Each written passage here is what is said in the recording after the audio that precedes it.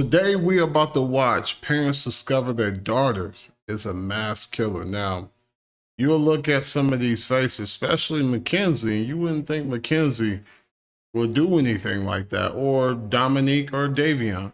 But we're going to be checking to see what happened today. So if y'all gonna make sure that y'all like and subscribe, I really appreciate it.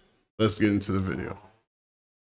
The local town, they decided to let loose during this party and get extremely high on marijuana throughout the night, something Mackenzie had a regular tendency of doing. At roughly 2 a.m., Mackenzie approached the host of the party, Kelly, and asked if she wanted to take acid with her and Davion. This was a strange confrontation for Mackenzie since Kelly had never even heard her talk about acid, let alone use it. Kelly denied the offer, and Mackenzie, Dominic, and Davion left the party shortly after. Dominic then drove them to another friend's house where they just relaxed and watched South Park for the rest of the night. Everything was normal. It seemed like a regular night out for some college kids. And at precisely 5 a.m., the group left and went to drive back home. Here, Dominic's friend Davion asked if he could get a ride home, but Mackenzie insisted they were in a rush and couldn't. However, Dominic told Mackenzie to relax and let Davion hop in the back of the car, a decision that would forever seal their fate. The drive started out as normal, and both Dominic and Davion dozed in and out during the ride. However, suddenly, Mackenzie takes a different route, one that leads completely opposite of Davion's house, one that just a few days earlier, she spent hours circling around, and without any hesitation, she stepped on the gas. Going over 90 miles per hour, Mackenzie flew past street cameras, and just out of the camera's view was a large brick building, and Mackenzie was heading straight towards it. That's just crazy, man. Like, it just shows like our lives, one decision, one bad decision can really end everything. You know, just imagine if he would have just walked home or not asked for that ride. He wouldn't even been in the car with them. Or just imagine if they didn't do drugs or whatever. She probably wouldn't end up doing that. But it sounded like to me that she was on some serious stuff, and man, maybe she lost it. Mackenzie miraculously survives the crash. Barely, but still. And then that's crazy. The one that does it always survives. But the one that didn't do it always end up dead. Breathing. The others were killed instantly. The crash would remain unknown for 45 minutes until a local Samaritan spotted the wreckage and called Strongsville police, who quickly reported to the scene. This footage has been given exclusively to Dr. Insanity by Strongsville police. Viewer discretion is advised.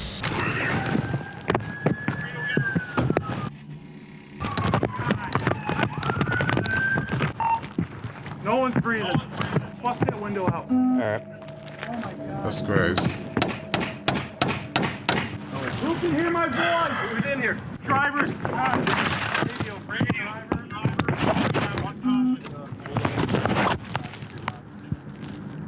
Oh shit, man. Hey. This is bad, guys.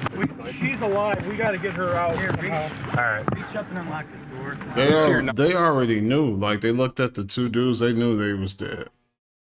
But they knew she was alive still. But when the police say, oh, you know that you got, if the police are saying that, you know something is bad. Hey, let's cut this thing out.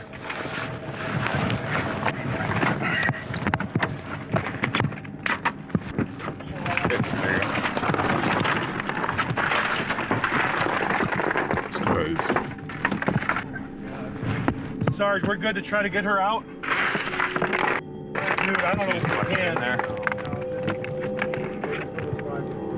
Let's see if we can get some IDs, guys. 24 glass. You look younger.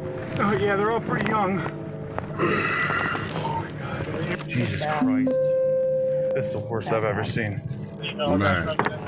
I don't feel anything. I don't feel a pulse. She's breathing. I saw her stomach. Her stomach's cool. Oh, yeah. Yeah. We got two that are gone. Yeah. When police realized Mackenzie somehow survived this wreck, they got medics and firefighters on the scene immediately to try and keep her alive. I'm either she's drunk or high, or she just isn't from here was going way too fast and didn't know where the road ended. It looks like they even went off the road up there. They did. But I mean, if you're hitting a building that hard, I just can't believe all the people that work up here that are up here all night long. No one heard. They're in factory type setting. That's crazy. Yeah, well. And it's dark over there. That's insane though. Once they get her out, I'll go over to this building because I think there's a camera on the front of that building. I don't know if it's working, but I can always ask. As authorities work to save Mackenzie, the man who initially called 911 to report the incident arrives on the scene to give his side of the story. I was the one that called it in. You called it in? Yeah, I saw it. I was coming back from breakfast. Okay. And I pulled up to the corner there. Okay. And We saw appreciate you giving us a call. Yeah. Someone in it, obviously. Yeah. Yeah. All right. Yeah. So. That's a bummer. I didn't want to get stuck, and I'm like, I don't know what's going on. Right. No, I appreciate you giving us a call. Absolutely appreciate it. They fucking were hitting it, man. Yeah. I mean, obviously. Because I saw that front end They definitely hit it hard. destroyed. Right. All right, well, what a way to start your Sunday. I guess better than theirs, huh? Right. I appreciate the call, sir. Thank you. That man just bored. He retired. He just want to hold a conversation. That police officer, man, I don't really want to talk about it. He just like, man, this is messed up. Why I got to be here and deal with this right now? You know, it's just tough, man, to see young people like that throw their lives away. You know, for her to do that to them, it's crazy. Like, what was in her head to make her run into that building like that? You know. It's clear the driver was recklessly speeding before hitting the building, so police are quick to collect evidence and figure out the names of everyone in the car and what truly happened leading up to the crash. Grab everything over here. We'll just take it back to the property room. You want me to just take the whole bag? Yeah, throw it all in there. Anything relevant? Call real quick. 2 phones. One's dead. Is there anything else over here? Rest in peace, buddy. Man, that's tough, man. That's tough, man. Dang, that's tough.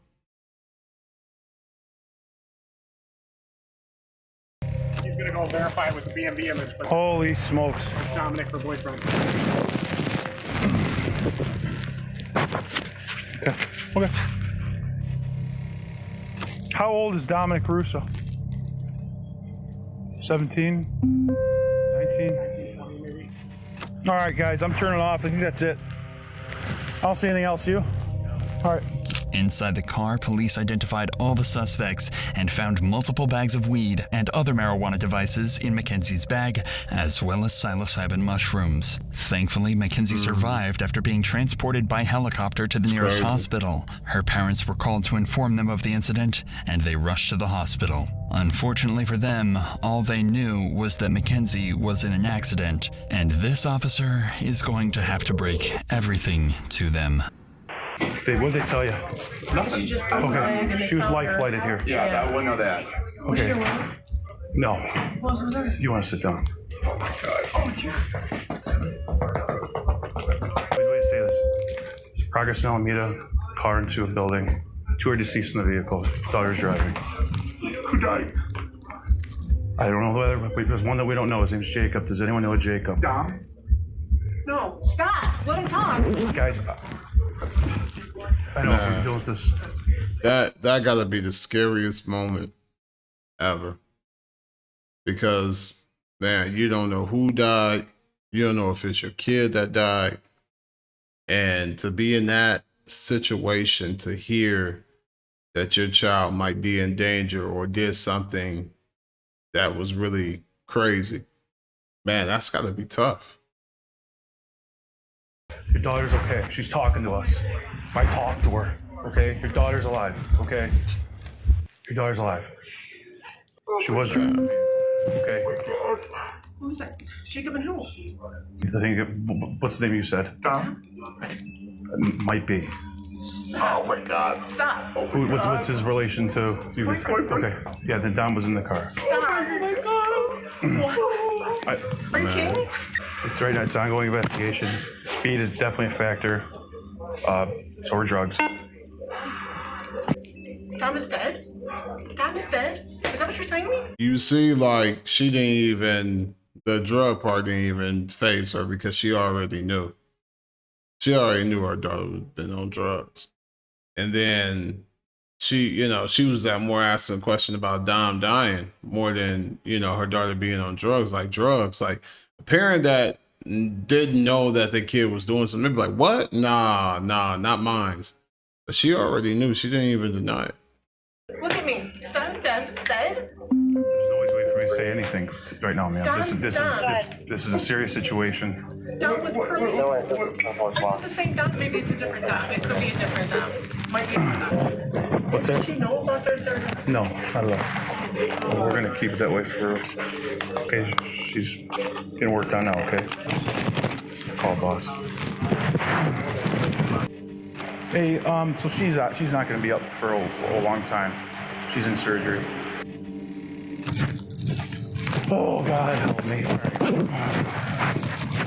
Man, that's gotta be stressful. I gotta talk to you one more time. Just gonna let you know where we stand as a police department, okay? Where we stand today, okay? Full transparency here. There's drugs in the car. She had a bag of mushrooms on her and a scale. Full transparency, guys. I'm sorry, I'm ripping the Band-Aid off. Okay? Drugs in the car. So she was awake, but not awake. So she was In and out of consciousness. She had to be fully extracted from the vehicle. IFD. I know she has a severe leg injury. But like I said, she was speaking, and she had her seatbelt on. The fact that Mackenzie was wearing her seatbelt while her passengers, Dominic and Davion, were not, raises questions about her intentions. This detail suggests potential premeditation, as she might have anticipated the crash and taken measures to protect herself, indicating awareness of the impending danger. Yeah, Them drugs will do that to you. Like, them drugs will make you do some crazy things that you wouldn't even imagine of doing. Like, it literally changes you, And I've seen people that was normal. Maybe you meet them 2 months later. Man, they're not the same. Drugs are a crazy thing that can mess up your mind and mess up who you are as a person, Probably saved her life. 100% saved her life. She had a seatbelt up. Oh. I don't believe the others did.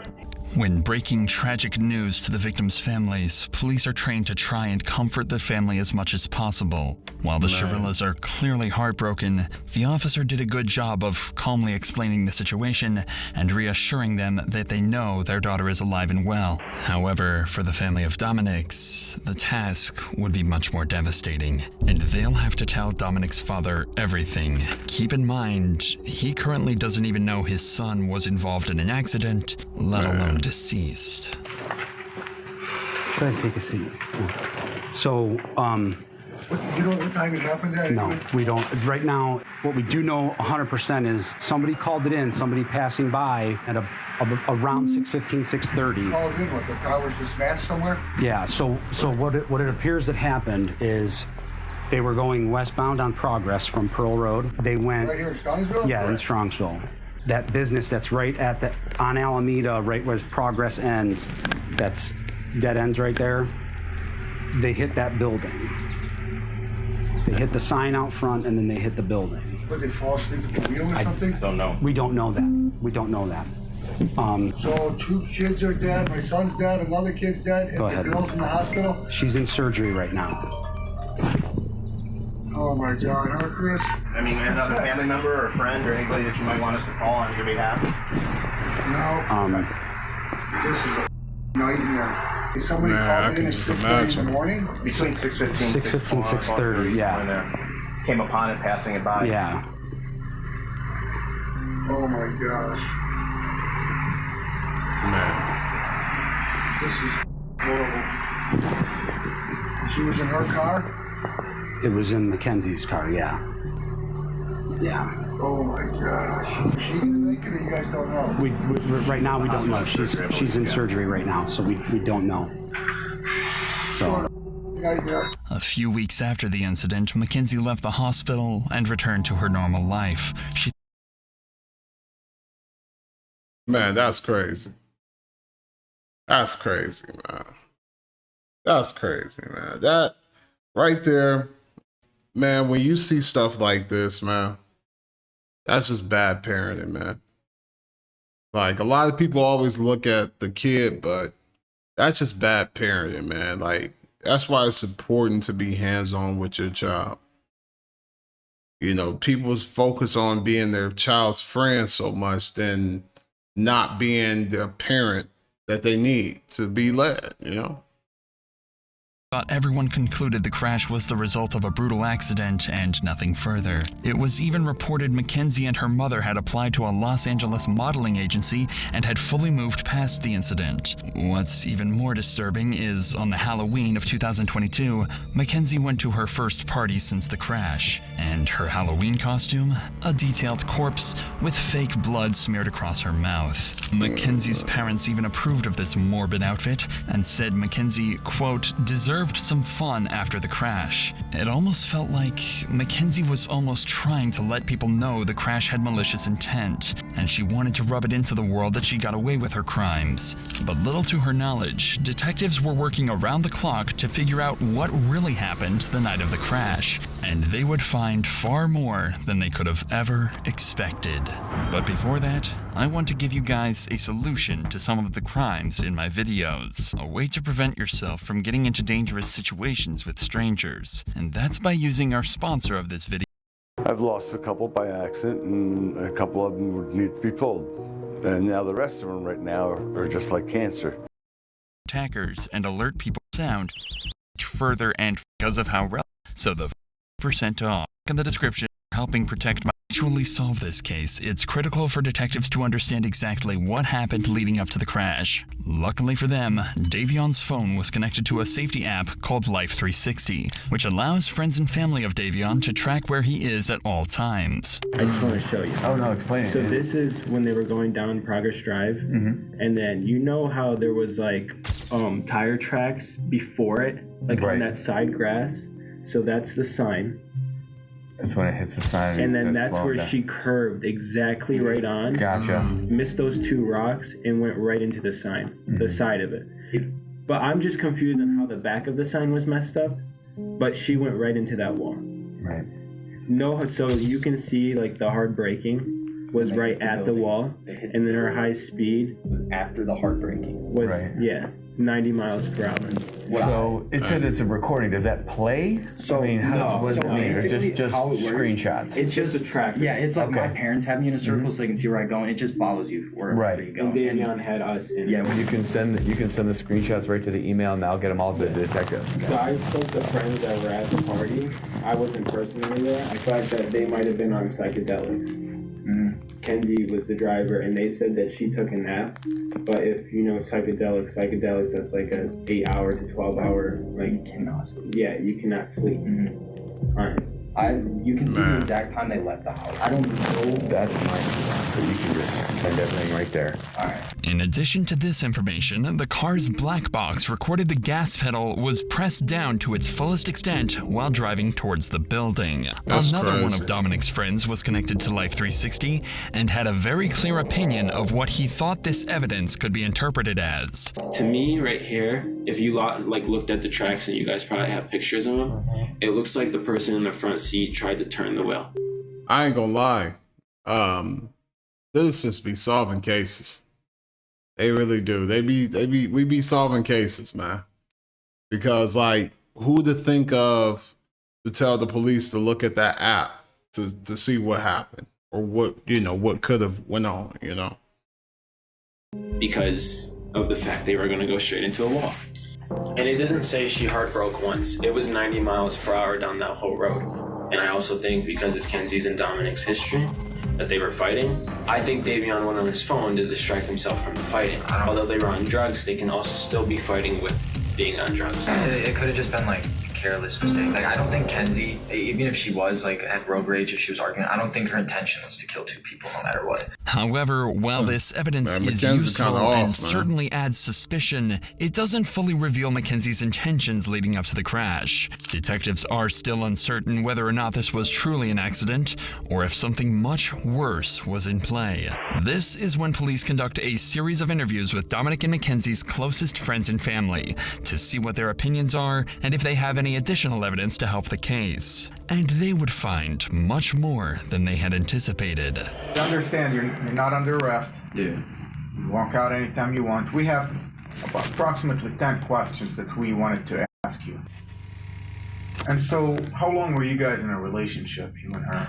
Well, we were all friends in a friend group at first. I ended up dating her for a little bit, like probably over the summer. I was only dating her for probably like a month and a half or like 2 months. And then me and Dom found out that she was cheating on us basically, but it wasn't like Dang. I mean, I don't put it past her though. I mean, she's doing everything else. She's doing drugs. It seems like her parents let her do whatever she want. She's young. I don't put it past her. anything official, so it wasn't no hard feelings. Like with whatever happened, I just kind of was like, after me and Dom found out about that, we didn't have no problems with each other and nothing, but they were on and off, and I kept on talking to her still while they were on and off, because we were all still in the friend group and stuff. So, and then we kind of just like stopped being intimate, you know what I'm saying, and we're just friends. So, describe the relationship. What was she like as your girlfriend? Like, I didn't really have much with her relationship wise because we didn't date that long, but like friend wise, like she was crazy. Like she like mentally just not all there? I mean, yeah, I don't think she's just mentally all there. Like I personally feel like she was trying to kill herself in that crash, and she failed on doing so. Why did Dom put up with this? Do you know? I've personally been told that she did voodoo on him. She has told people that she's put a spell on him so that he couldn't break up with her. That she had like grabbed a piece of his hair, and that she had a doll in her room for Dom, and that she had literally put a spell on him, is what she would tell everyone. And like she truly believed in that kind of stuff. And she also uses the pendulum, I know too, to try to get answers. That's what I'm saying. Parents, you have to make sure that you pay attention to your child and stop saying that, hey, my child is just being a child. No, that's weird. You wouldn't even know it because you don't even check to see what's in their room. Like, what do they have? Like, if I saw my daughter or whatever have this doll in a room that has human hair, I'm gonna ask questions, you know? It just shows like sometimes, man, parents don't pay attention, and most of the time they need to pay attention. But she tries to use it now to talk to Dom. Do you think Mackenzie has it in her to drive a car into a wall? I mean, if you guys speculate that she did it on purpose, do you think she has it in her? I feel like if she thinks that she can just drive the car into the wall and not feel nothing, you know, like I feel like the only reason she survived is because of how small she is. Like, I feel like she got insanely lucky, but at the same time not lucky to have survived that, because it's like she killed 2 people if that was what she was trying to do. But it's like I feel like that's what she was trying to do, was crash the car into the wall. Next, police interview Angelo Russo, the older brother to Dominic. Angelo was one of the closest people to Dom and would give everything police need to know about Dominic and Mackenzie's relationship. She mentioned that anytime Dom would kind of want to break up with her, she kind of would go crazy. Describe crazy, like what kind of crazy? Like, there is times where she called Dom and said, if you break up with me, I'm going to word for word. What do you think happened? I think, off of what I know and off my assumptions, Dom tried to break up with her multiple times, even in July. They kept not like working out, whatever. They kept making back up. Kenzie's known to be the kind of person that she's let us know she will never let go of Dom, and if she has to let go of Dom, she will not go on living herself. She's pretty much let that be known. You're going 94 miles an hour, you don't have a very fast car to begin with, you were stomping that gas pretty much that whole entire time. There's no brake marks on the street at all. Even before the hit, you would think that some type of instinct would kick in, you'd slam on the brakes, but to my knowledge, she went straight into it. To me, it seems like it'd be the most pretty ones. That'd be the crazy ones, like for real. Like you would look at her and you wouldn't think she'd have these attentions. It'd be the most craziest ones. They're usually the pretty ones. They were in a fight. I think that she took it upon herself to purposely crash into that wall. I think that he must have been trying to talk her down the whole time. They swerved off to the right at the end. I think he might have grabbed the wheel towards the end of it, maybe trying to spin him or something. Who knows? She could have been bear hugging it. I don't know. They're hitting bumps too. They're going 90. He could have not, like, I don't know what's going through his head, you know? As more friends and family speak to police, there's a picture building of a toxic relationship that could have ended several times over if it wasn't for Mackenzie's threatening behavior. Mackenzie's actions after the crash were also of concern to police. On August 6th, only a week after the incident, police find themselves back at her doorstep after reports of a disturbance where Mackenzie's father makes a shocking confession. Sarge, I want to ask you first about August 6th, if you recall. That's the day you guys were dispatched to Mackenzie Sharilla's room. Can you tell me about that day? So we were dispatched up to the room for a disturbance. Once we arrived up on the room, she was upset with her dad. We asked the dad to step out and we're trying to calm him down, and he's like, you guys probably know who I am. At one point in the conversation, he's like, I feel like my daughter needs a psych evaluation. And he's like, because she's not, thinking clearly and word for word what he said. I don't recall every word that he said. He was pretty hysterical. He was pretty upset. She was upset with her dad because, she wanted the lady to go to the funerals. Mackenzie got mad because she couldn't go to Dominic's funeral, even though she's made a shrine dedicated to Dominic, posts constantly on his Facebook memorial page, and wears his clothing. That's the craziest thing right there. For the other parents, because this girl murdered your kid, and you trying to comment and talk, man, come on, man. Her dad refuses to let her go. Regardless, with so much evidence against her, police come to the conclusion that this crash had to have been deliberate, and Mackenzie is about to find herself in handcuffs and on her way to the local jail. Where's she? Right back there, pal. Hi, Mackenzie. Step out for me.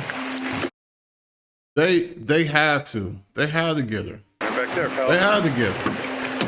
Hi, Mackenzie.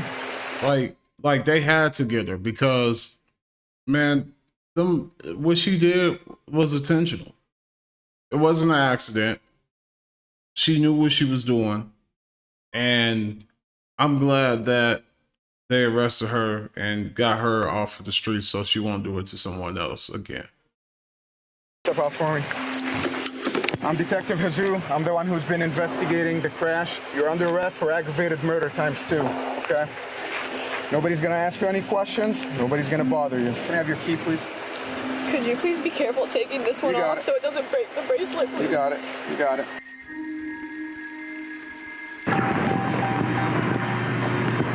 Recording. Mounted. Wi-Fi connected.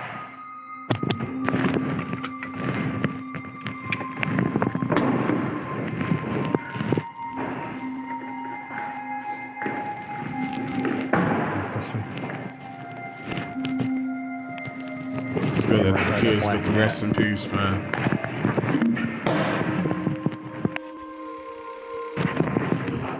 What's your first name? Mackenzie. Okay, Mackenzie, I want to take your handcuffs off. I need all the jewelry and everything to come off, okay? I can't wear any of it. No, I need you to take it off while you're in the jail right now.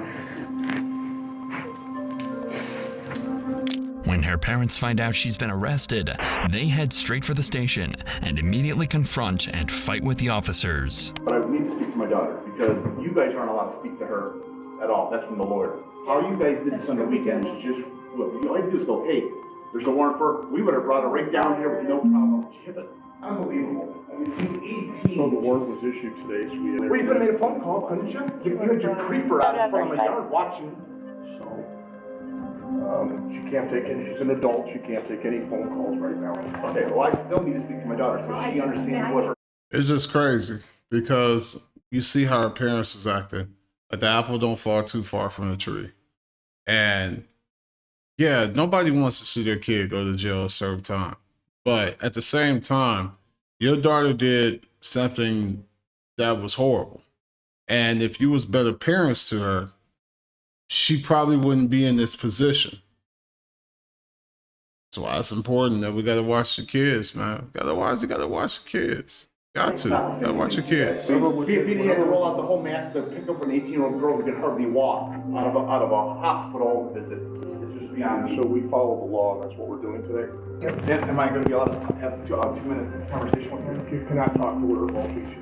Why doesn't she get a phone call? If you arrest her, why don't she get a phone call? She was just brought in. They're going to process her. As soon as they get the time for her to make a phone call, she will be able to make a phone call. She's a lawyer. She does have a lawyer. She is 18 years old and she could speak that. Yeah, but she's a dumb 18-year-old that just turned 18. Well, And these guys are going to think He said it. She's a dumb 18-year-old. He said it, man. she's not allowed to speak to you guys. I'm telling you that. Her from attorney lawyer. can call us. Don't ask her any questions. She's not allowed to speak to you.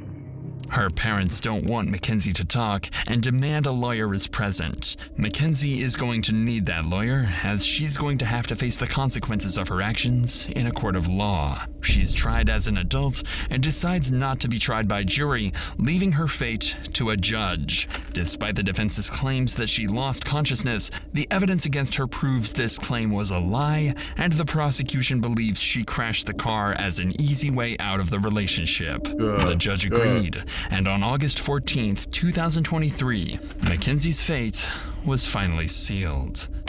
This is the type of evidence you can never unsee. You can never forget the visual or audio of this exhibit. It's chilling and tragic. As you review that exhibit, you know that you are watching the oncoming deaths of two people, and there is nothing that will stop it. Exhibit 802 crystallizes the deadly decision-making of the defendant. She morphs from a responsible driver to literal hell on wheels as she makes her way down the street. The mission was death. Mackenzie alone decided to push the pedal to the floor and demand the ultimate speed of that vehicle to 90 to 100 miles per hour. Mackenzie decided death was the ultimate goal that day, and she alone made that decision for Dominic and Davion, and she continuously acted in a manner to achieve her purpose. In the early morning hours of July 31st, 2022, her purpose was to kill Dominic Russo and Davion Flandin. Her actions were controlled, methodical, deliberate, intentional, and purposeful. This was not reckless driving. This was murder. On August 14th, Mackenzie was found guilty on 4 counts of murder, 4 counts of felonious assault, 2 counts of aggravated vehicular homicide, 1 count of drug possession, and 1 count of possessing criminal tools. She's facing 15 years to life and is currently being held in the Ohio Reformatory for Women. Her first opportunity for parole will come in October of 2037. That's crazy. And, you know, it just shows, man, it's a sad situation because now all the 3 parents have lost their daughters, basically. You know, it's still a chance that she might get out, but you know, if the parents would have been a better parent to her, maybe she would have had a better experience. Sometimes spoiling your kids and letting your kids just have their way. Sometimes, man, it can cause them to be spoiled and not appreciate the things that they have around them and make irrational decisions that is not right. I hate to see things like this and hear things like this, man. And, you know, hopefully this video will get out to somebody. Maybe you have a daughter or son that is going through some tough times, and maybe you can save your daughter and son before it's too late. Appreciate y'all. Y'all make sure y'all like and subscribe. And we out. Peace.